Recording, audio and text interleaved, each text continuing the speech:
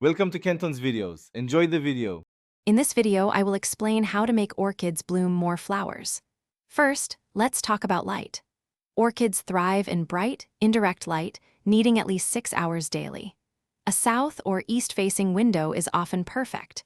Too little light is a primary reason your orchid might not be flowering, so ensure it gets ample, gentle sunshine for robust growth and abundant blooms. Next, proper watering and humidity are crucial. Water your orchid thoroughly when its potting mix is almost dry, typically every 7 to 10 days. Overwatering is a common mistake that can cause root rot, hindering blooms.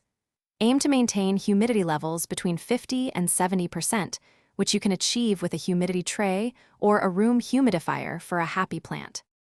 Fertilization and temperature play key roles.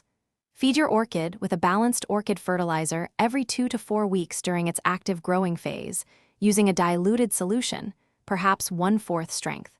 Crucially, provide a nighttime temperature drop of 10 to 15 degrees Fahrenheit compared to daytime temperatures.